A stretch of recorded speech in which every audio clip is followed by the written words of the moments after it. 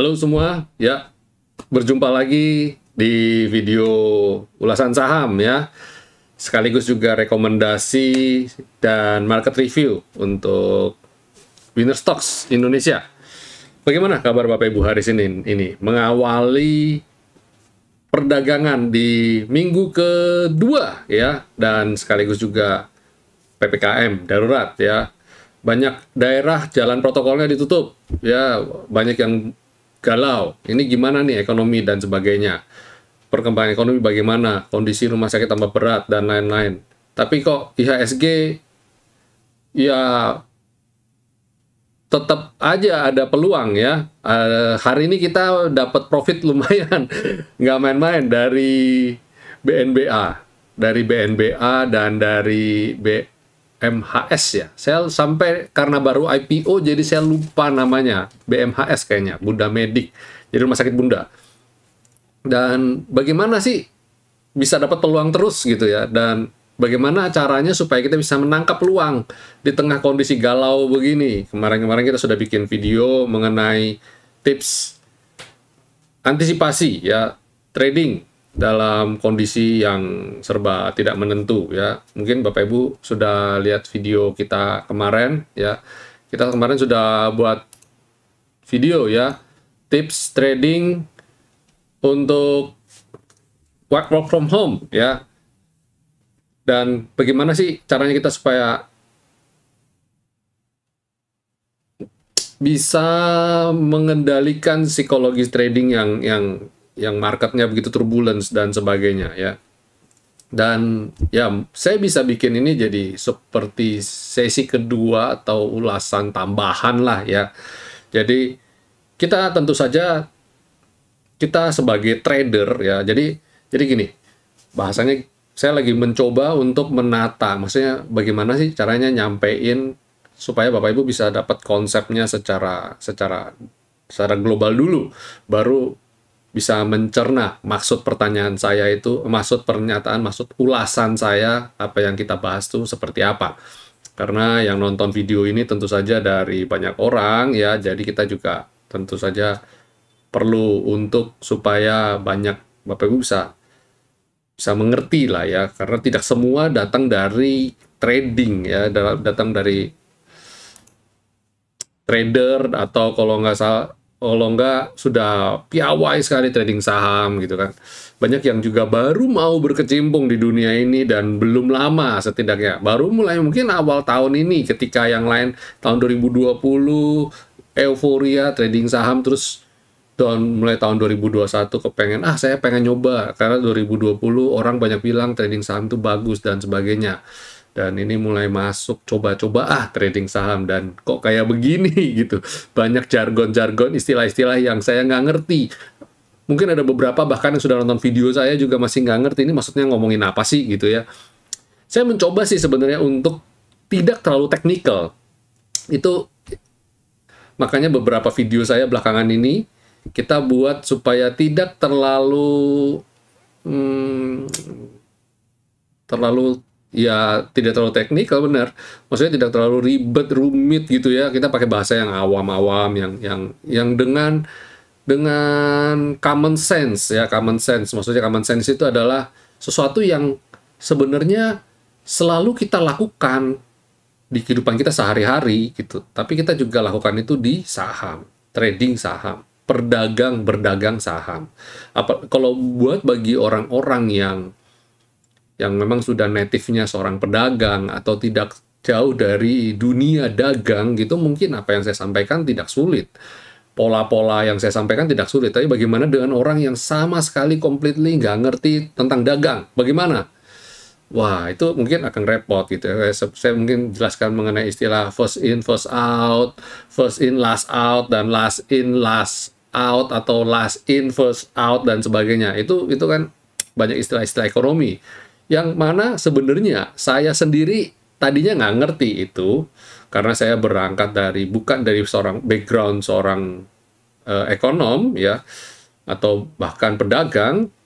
Saya berangkat dari tadinya adalah seorang arsitek bahkan ya, dan tidak ngerti sama sekali urusan dagang. Dan saya dari kecil, walaupun papa mama saya pedagang, tapi saya dari kecil tidak pernah bersinggungan dengan dunia dagang sama sekali, sibuk belajar aja, fokus belajar. Papa mama saya, pokoknya anak-anak tuh fokusnya belajar gitu ya.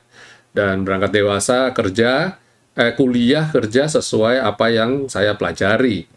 Dan dagang itu baru belakangan ini. Saya menjadi seorang businessman. Menjadi seorang businessman pun saya bukan pure dagang. Saya adalah seorang jasa, buka jasa.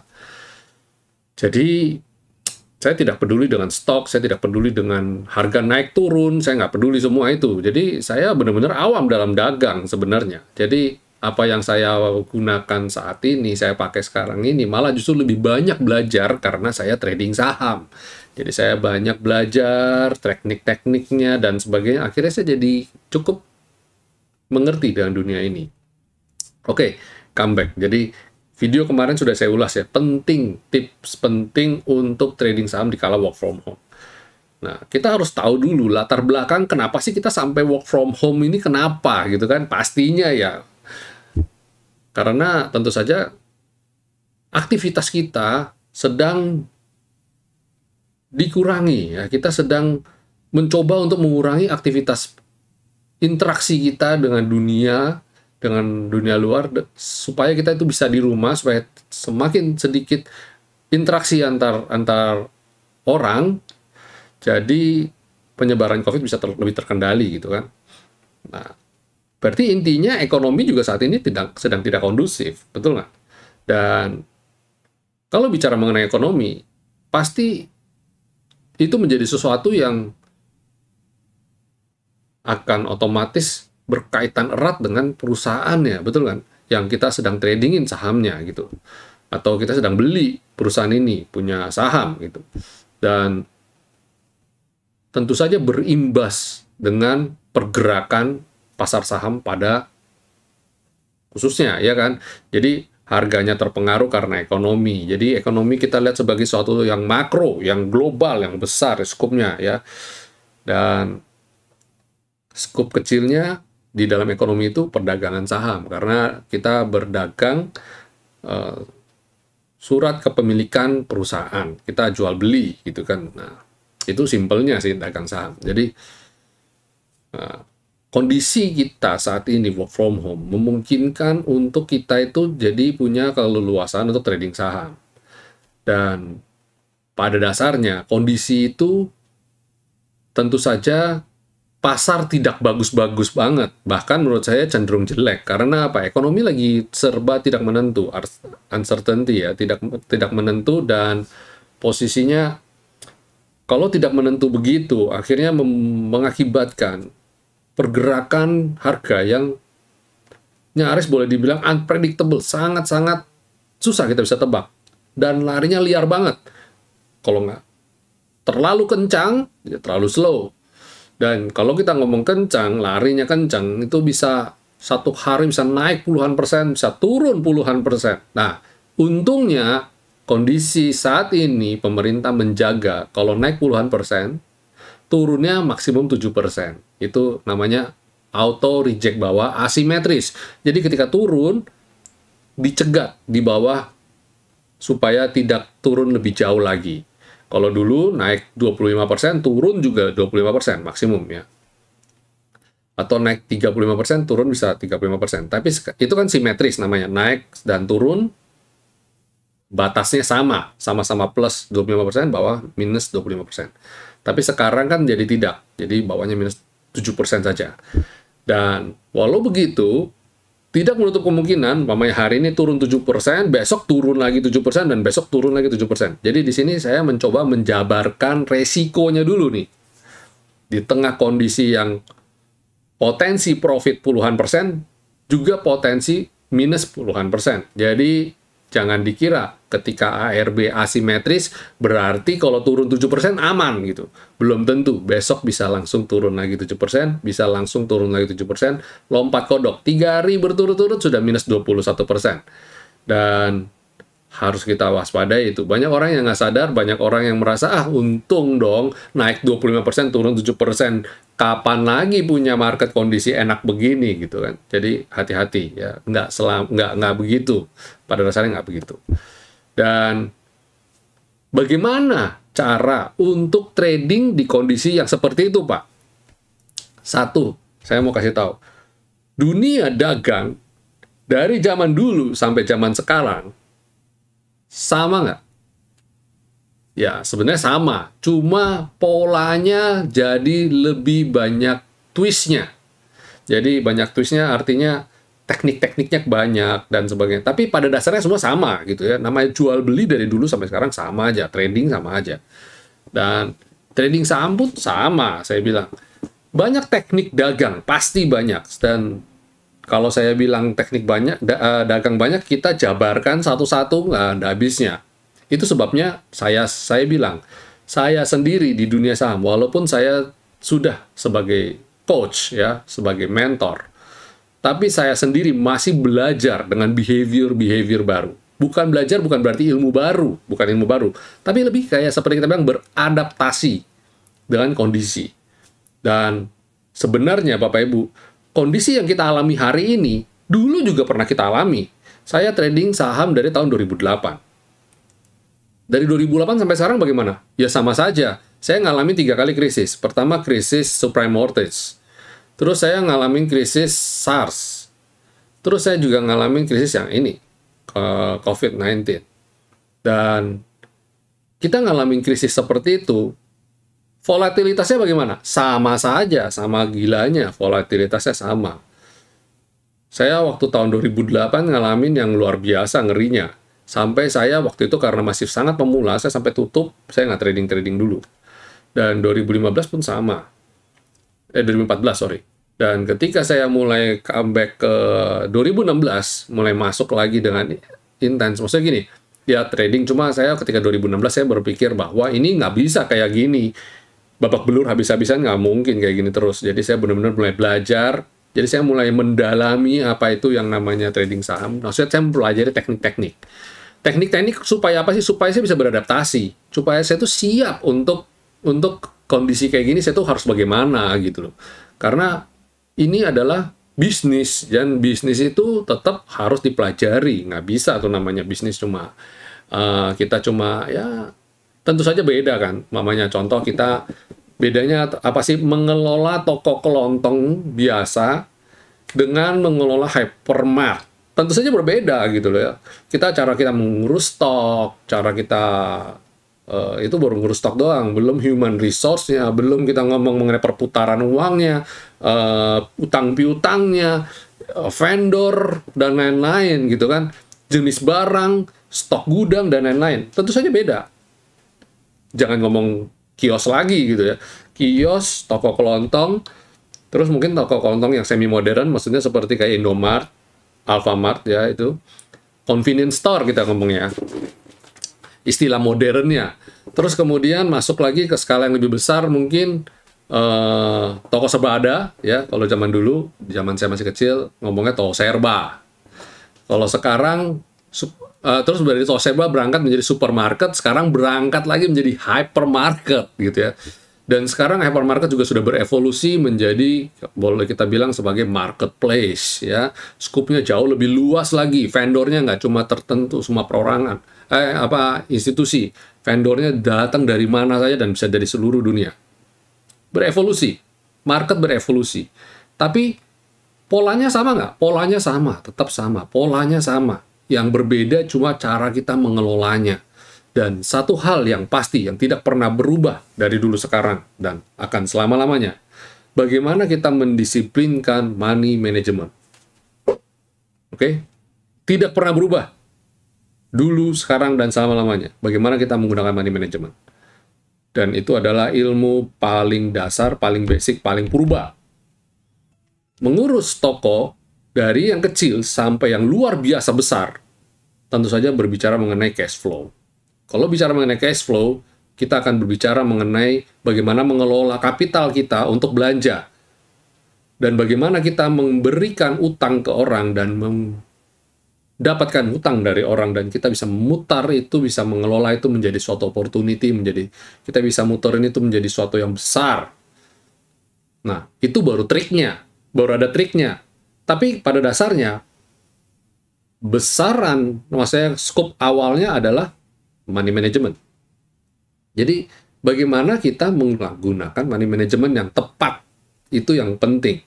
Dan ketika kondisi market, saya sudah bilang di video tips penting trading saham ya untuk work from home, saya sudah bilang tips nomor satunya apa yang saya bagikan. Yes, bagikan dulu porsi untuk investasi dan untuk trading. Oke? Ketika Bapak Ibu sudah bisa bagikan itu, berarti untuk yang trading yang volatilitas tinggi itu 20% saja. Nah, dari 20% ini kita bagi lagi. Jangan taruh dalam satu basket. 20% untuk satu saham gitu. Kita bagi lagi, cari yang dua. Contoh kayak kita hari ini saya trading BNBA dan BMHS. Dan berarti saya bagi dua, 20% itu saya bagi dua. Dan waktu saya bagi dua pun, saya juga bagi lagi kecil-kecil titik entry.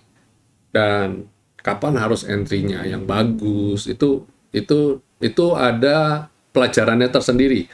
Pelajaran tersendiri itu Bapak Ibu silakan bagi yang sudah bergabung dengan VIP, member kita belajar, sudah ada videonya. Silakan pelajari money management untuk intraday. Nonton ulang, ya. Silakan nonton ulang. Money management untuk intraday. Kenapa saya sebut intraday? Karena kita trading dalam satu hari itu kita bisa aja naik turun atau mungkin jual beli beberapa kali atau beli bertahap beberapa kali dalam satu hari dan jual bertahap dalam satu hari. Itu namanya money management intraday. Cukup panjang videonya, Bapak Ibu silakan nonton ulang-ulang. Karena apa? Itu esensi dasar. Kalau boleh saya bilang, kalau dalam ilmu bela diri itu kuda-kudanya. Bagian pondasinya, kalau bangunan itu pondasinya. Yang menentukan akhirnya ini kuat apa enggak. Bisa menahan terpaan badai apa enggak. Jadi suatu pondasi rumah itu yang menentukan. Ini rumah ini, bangunan ini, bisa kuat dibangun sampai atas berapa tingkat.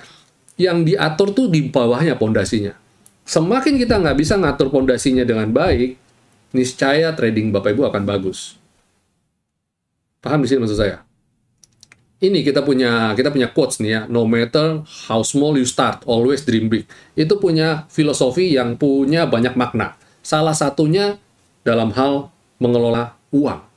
Bagaimana kita mengelola uang kita yang saat ini masih kecil, disiplin, kelola dengan benar, menggunakan money management yang benar. Kalau sudah disiplin dengan ini, hanya masalah waktu. Ketika uang yang kita putarkan ini menjadi tambah besar, tambah besar, tambah besar, Bapak Ibu tetap disiplin menggunakan dalam satu core itu, trading Bapak Ibu tetap akan bagus. Itu kuncinya. Jadi yang menentukan Bapak Ibu bisa besar atau enggak, itu pondasi awalnya money management. Kemudian nanti kemudian tuh ada yang kita sebut juga yang bisa Bapak Ibu jadiin patokan, yang bisa gunakan. Mungkin nanti titik entry yang terbaik itu nanti. Jadi ketika menggunakan money management ini sudah bagus, pondasinya sudah oke, nanti ini mau dibangun model kayak gimana. Nah, kebetulan saya arsitek jadi berbicara contohnya dengan bangunan. Nanti kita mau bikin bangunan yang model yang aneh-aneh gitu ya, yang setinggi apapun atau trik-trik banyak macam gitu ya, itu gampang. Yang penting ini harus kuat dulu, karena kalau nggak kuat, ini apa yang kita bangun bagus-bagus di atas itu akan ambruk begitu kena badai. Badai itu dalam bentuk apa sih? Badai itu bisa dalam bentuk krisis.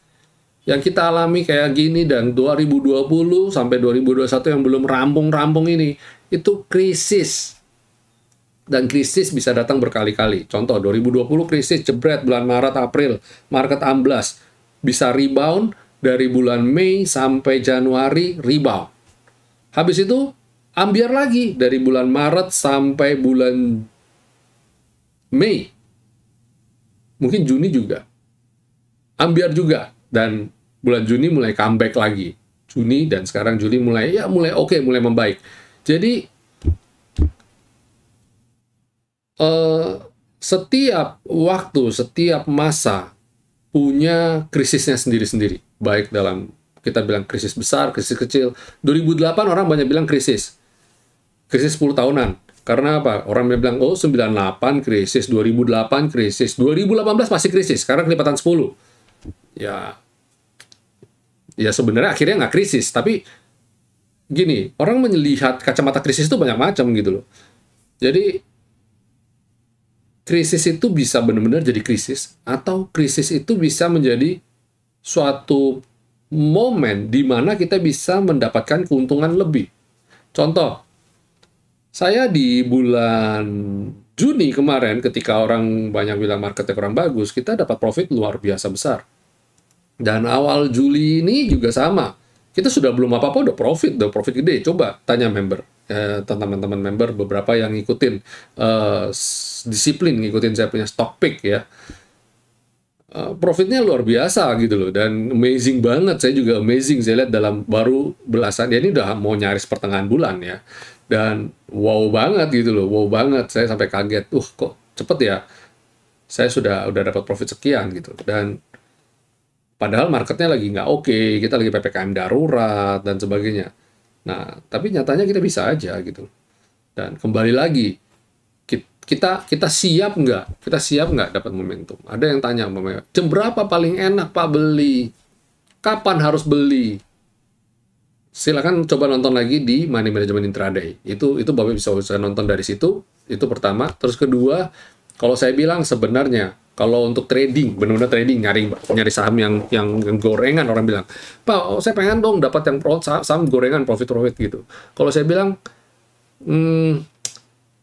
kacamata kita harus kita rubah dulu. Saya mencoba untuk, kita itu punya habit. Saya punya habit. Saya itu terbiasa sekali memberikan rekomendasi, membatasi hanya yang saham dengan fundamental bagus. Tapi seiring dengan market bergerak ke arah sini, di mana saham-saham teknologi mulai naik panggung, dan saham perbankan yang konvensional juga sekarang juga tiba-tiba jadi sangat-sangat laku karena mencoba untuk beralih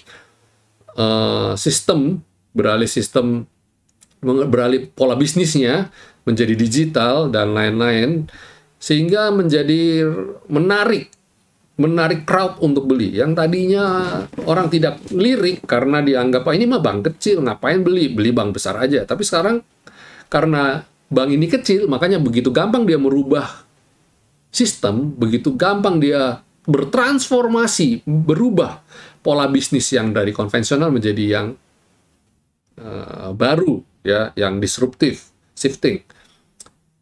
Ya, banyak. Kalau kita mau cerita kayak gitu tuh, mungkin saya bisa bikin satu video lagi ya mengenai di dunia digital. Jadi intinya adalah terjadi perubahan. Kita sih sekarang lagi ngalamin perubahan.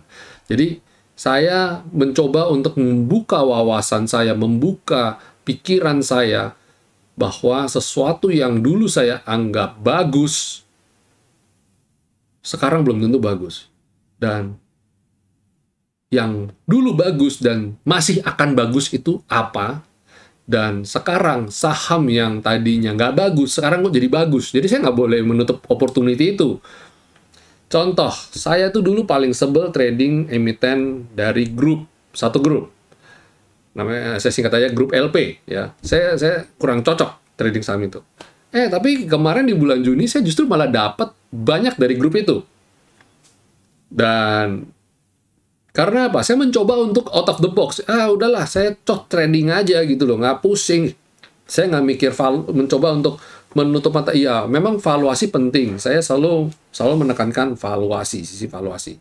Tapi saya berpikir untuk, saya saat ini market juga lagi nggak kondusif. Kita nggak tahu kondisi ekonomi kayak begini, valuasi yang tadi kita pikirnya bagus, sekarang bisa tiba-tiba jadi jelek. Atau yang tadinya jelek, sekarang valuasinya jadi tiba-tiba bagus, disulap intinya. Contoh kayak Bank Arto. Dulu namanya Bank Arto, sekarang jadi Bank Jago. Arto dulu bank apa sih? Ada yang tahu? Saya aja kadang-kadang cabangnya di mana ya? Nggak ada, nggak pernah lihat saya cabangnya. Tiba-tiba tertransform jadi Bank Jago, jadi digital, dan nggak perlu cabang bahkan. Sekarang platformnya udah banyak diunduh orang, sudah banyak yang buka account lewat digital, berarti nggak perlu cabang ya, nggak perlu branding. Dulu pokoknya kalau EDC yang berwarna biru, tahu kan berwarna biru EDC, harus ada di setiap toko. Wah, keren kan. Sekarang nggak perlu EDC. Kita scan gini aja, tap gini aja, scan aja bisa bayar. Artinya terjadi dinamika perubahan pola. Dan ya itu tadi saya bilang, Arto dulu nobody, sekarang jadi somebody, from zero to hero. Ya kan? Dikit lagi harganya udah mendekati BCA itu. Hari ini trending lagi ya Arto ya, lumayan. Bentar lagi all time high lagi. Jadi kita harus buka wawasan. Buka wawasan, buka segala-galanya, buka opportunity. Itu semua lapisan, saya rasa kita sekarang sosial ekonomi sedang dipaksa untuk itu, ya kan? Sama, kita punya pola hidup juga sedang dipaksa untuk stretching, untuk merubah pola komunikasi kita yang tadinya kita kalau ngobrol bisnis, ayo kita dinner, makan, keluar. Sekarang boro-boro dinner, banyak yang tutup gitu kan. Zoom aja deh, Zoom. Nah, dulu ngomong Zoom, dulu saya sudah tahu Zoom, udah lama. Kita sering webinar. Saya dari dulu, dari 2000 berapa ya? Saya mulai ngadain webinar tuh 2017, 2018 saya sudah ngadain webinar. Dan untuk bayar Zoom itu kita nggak mau, ngapain bayar Zoom ya, mahal gitu. Sekarang Zoom itu jadi kebutuhan primer gitu ya. Jadi ya itu berubah. Jadi polanya berubah, cara ngajarnya pun berubah dan sebagainya. Jadi kita harus buka opsi itu, kita harus buka pikiran kita menjadi lebih terbuka, kita harus menerima banyak hal yang baru untuk kita adaptasikan sekarang. Jadi termasuk pola trading. Jadi pola trading juga sama. Kita ya pelan-pelan mulai bukan menyenangi atau bukan kita sekarang cari yang saham lapis 3 aja yang volatilitas saya bukan, saya nggak ngajarin itu. Yang saya mau coba bagikan adalah intinya kita selama kita menggunakan money management yang tepat ya, teknik kita kuasain, nggak peduli itu saham blue chip, second liner, third liner sekalipun, Bapak Ibu tetap bisa dapat. Contoh agro hari ini dengan chart 15 menit, kita bisa taruh target kita, sampai di pucuk selendang, jebret, dan ternyata pucuk selendang dan dia koreksi. Dan itu teknik, nggak peduli sahamnya apa, dan nggak peduli dia lagi kondisi apa, itu teknik. Contoh BNBA, ketika dia breakout, saya bilang udah di atas fit, dia udah breakout nih, siap beli, dan bam, hari ini arah. Mau ngomong apa? Ya itu teknik namanya. Jadi terlepas dari dia punya cerita ini, mau ada cerita begini, mau ada cerita begitu, mau cerita ganti nama, diakuisisi perusahaan ini, diakuisisi sana, mau jual ini, mau right issue, mau apapun itu, saya bilang pokoknya kita kuasai teknik yang benar, lakukan itu dengan benar, disiplin, pasti bisa. Oke? Ya, itu tips dari saya, nggak sengaja. Tidak tahu cop-cop begini udah 28 menit. Oke. Nanti untuk tekniknya silakan Bapak Ibu yang dari grup member silakan nonton video saya Money Management Intraday. Itu udah menjelaskan mengenai cara trading, day trading lah intinya. Cara day trading digunakan. Nonton yang benar, oke? Ya, sekarang kita masuk ke segmen berikutnya ya, kita masuk segmen berikutnya yaitu market review. Bagaimana dengan kondisi indeks IHSG hari ini? Cepat aja ya, cepat aja.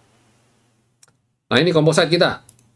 Composite kita hari ini membukukan net buy 102,1 miliar. Wow banget, lumayan ya, masih net buy. Dan hari ini IHSG kemarin saya sudah deg-degan aja, wah dia di bawah 6045 potensi koreksi. Tapi nyatanya bagus, terbang. Kalau lihat weekly-nya, sebenarnya kita sudah prediksi, wah ini weekly-nya sih masih oke lah ya. Chart weekly masih oke, potensial untuk naik masih besar, dan daily-nya ternyata ya oke juga, dia masih bagus. Dan transaksi hari ini sebenarnya saya kurang cocok. Kenapa? Karena slightly 10,0 sekian triliun, masih kurang 500-an miliar aja. Tapi ya saya melihat market masih fragile, masih rapuh ya. Jadi kita pokoknya trading pendek, dapat cuan, dapat profit, realisasikan aja dulu ya. Jangan mikir panjang untuk ini deh. Contoh, kemarin tadi ada yang tanya, Pak, BRI udah disupport belum? BRCA udah disupport belum? Udah rebound belum? Saya mau beli nih. Ya kalau mau beli aja gitu. Mau beli aja, tinggal diatur money manajemennya. Nanti kalau dia naik beli lagi gitu. Strateginya nah ketika beli pastikan punya strateginya jelas. Saya kalau level ini saya akan average up. Kalau dia turun di bawah sini saya akan cut loss. Jadi yang kayak begitu, ilmu-ilmu yang kayak gitu diterapkan gitu. Terlepas saham itu apapun itu. Jadi disiplin aja. Kayak ICBP juga hari ini naik gitu kan. Wah, boleh beli nggak Pak? Ya, pertanyaan boleh beli nggak boleh beli itu kan relatif sebenarnya. Ya beli aja gitu loh. Saya bukan bilang nggak boleh beli, tapi kalau mau beli ya beli aja. Tapi pastikan ketika Bapak Ibu mau beli, diukur resikonya. Risk and reward-nya diukur. Kapan harus entry, kapan nggak boleh entry. Bukan nggak boleh entry, kapan harus cut loss gitu kan. Kapan harus average up, kapan harus average down. Semuanya dipikirin. Itu yang dipikirin sebenarnya. Lebih pantas atau lebih boleh nanya itu ketika kita entry ini di level berapa untuk target sekian atau money manajemennya bagaimana cara mengaturnya. Nah, itu lebih cocok gitu ya. Jadi kalau mamanya boleh nggak boleh sebenarnya relatif. Semua boleh dibeli. Contoh kemarin ketika Antam, Inco lagi koreksi, ada aja yang berani beli. Ini pasti rebound karena harganya udah murah. Saya cek dengan harga komoditinya juga potensi sudah disupport. Potensial rebound. Saya spekulasi masuk di Antam dan Inco. Dan hari ini panen. Jadi, nggak bisa ngomong juga. Dan ketika, contoh juga satu, ketika batu bara lagi naik terus. Sedangkan emitennya pagi nyungsep. Saya mau beli lah, saya mau beli. Ini nggak mungkin ini kayak begini nih. Mesti rebound ini. Harga batu baranya naik kok. Sahamnya pasti someday pasti rebound. Dan yes, akhirnya rebound. Walaupun hari ini ada yang koreksi lagi. Tapi ketika dia rebound kan bisa take profit dulu gitu kan. Jadi, boleh beli atau nggak boleh beli itu tetap saya bilang nggak ada kata bakunya ya, tapi tetap kita selalu selama menggunakan money management, risk and reward yang benar, pasti oke ya, pasti peluang itu selalu pasti ada. Kuncinya satu, kalau di kita di Winner Stocks saya selalu tekankan, satu sabar, dua disiplin ya, harus sabar dan disiplin. Itu penting sekali Bapak Ibu menguasai diri itu. Itu all about self apa ya. Jadi istilahnya ya penguasaan diri lah ya intinya ya. Itu nggak bisa saya ajarkan secara teori. Itu harus dialami sendiri, menguasai diri, mengalahkan diri kita sendiri. Ya, sabar dan disiplin. Oke, dan itu composite. Kemudian sektornya bagaimana? Kita coba langsung sektornya IDX Basic. IDX Basic kena resisten dan dia koreksi. Tapi saya lihat ini potensi naik cukup besar. Asing juga masih masuk. Saya bilang untuk emiten-emiten ini sabar aja. Potensial meledak. Dalam beberapa waktu ke depan, potensi meledak cukup perlu bersabar ya.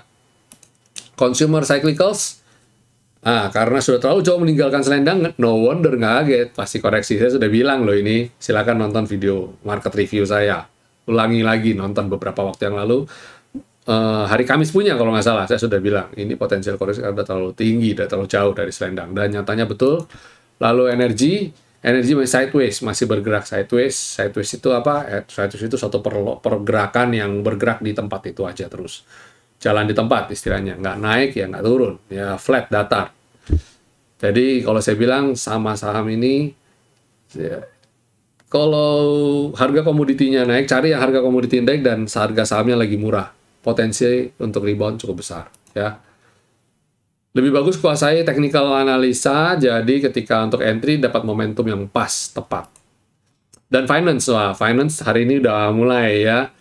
Dia katakan juga udah bilang kemarin, ini lagi disupport nih ya. Kalau bisa rebound di atas skyline, oke. Dan sekarang udah oke. Jadi silakan Bapak Ibu, sektor finance boleh icip-icip. Rasanya minggu ini kalau IHSG rebound, sektor finance ini yang jadi drivernya nanti ya. Terus healthcare. Sektor healthcare naik lagi ya. Kita udah bola-balik ngomong Di video yang ini kalau nggak salah, yang kemarin saya sudah bilang bahwa sektor healthcare silakan dicermati, dan hari ini BAM naik lagi. Kemudian industri masih tertekan karena PPKM darurat ini juga pasti berdampak yang sangat besar terhadap industri. Kemudian infrastruktur, walaupun koreksi tapi dia naik, nggak apa-apa, ini bikin galau. Tapi saya juga cukup yakin karena sektor telco ini akan menjadi industri yang anti badai harusnya. Kalau orang banyak di rumah, kita itu berhubungan dengan dunia luar, landasannya dasarnya pakai menggunakan yang namanya seluler, nah di internet ya, dan infrastruktur bergerak di situ. Ada di yang saya sebutkan tadi, industri yang saya sebutkan tadi masuk ke dalam kelompok sektor industri yang ini. Nah, consumer non-cyclicals menarik dicermati, lagi disupport dia mulai rebound ya. Ini juga kemarin sudah minta untuk cermati sektor ini. Silakan nonton video saya yang kemarin ya, ulangi nonton. Saya sendiri nonton ulang kadang-kadang. Tadi ngomongin apa ya? Saya mereview lagi, mereview apa yang saya coba sampaikan ke teman-teman, ke Bapak Ibu. Apa yang saya sampaikan saya review ulang lagi gitu ya. Dan itu nggak cuma sekali, karena saya habis bikin video ini saya edit. Nah, kalau saya edit itu saya nonton berkali-kali. Itu jadi apa yang saya ngomongin saya nonton lagi sendiri. Ya aneh nggak? Ya dibilang aneh nggak juga. Artinya saya jadi double-double belajarnya ya kan. Jadi jangan kaget. Jadi jangan heran kalau teman-teman ada yang bilang, kok bisa ya nonton video Pak Erwin, nonton bisa sampai seperti itu. Saya aja nonton berkali-kali gitu ya. Jadi nggak heran kalau ada temen kita yang nonton berkali-kali juga, jangan heran. Dan pasti beda hasilnya. Lompatan untuk lebih mengerti terhadap dunia saham pasti jauh lebih cepat. Sektor properti masih tertekan ya, ini juga sudah saya warning karena kondisi PPKM darurat. Kecil kemungkinan sektor ini akan menjadi kuda hitam rebound dan rally karena secara industrinya saat ini juga lagi tertekan kan, sektor properti lagi tertekan. Oke, kemudian teknologi koreksi sehat, masih aman, masih bagus. Selama ada di atas selendang masih aman. Kalau dia jebol selendang, hati-hati. Sektor ini waspadai, karena udah terlalu tinggi juga kan. Kemudian transportasi ya masih sideways di areal support, jadi masih belum terlalu oke lah ya. Spekulatif beli, ya coba aja, kita coba-coba aja, namanya spekulatif. Jadi saat ini yang saya lihat sektor yang masih oke, healthcare, consumer non-cyclicals, consumer cyclicals juga bisa kita pantau ya, finance ya juga bisa kita pantau. Itu untuk besok, silakan cermati perdagangan sektor-sektor yang tadi baru saya sebutkan tadi. Oke, itu dulu Bapak Ibu video sharing yang kita sudah sharingkan tadi ya. Dan market review juga untuk perdagangan esok atau setidaknya beberapa hari ke depan.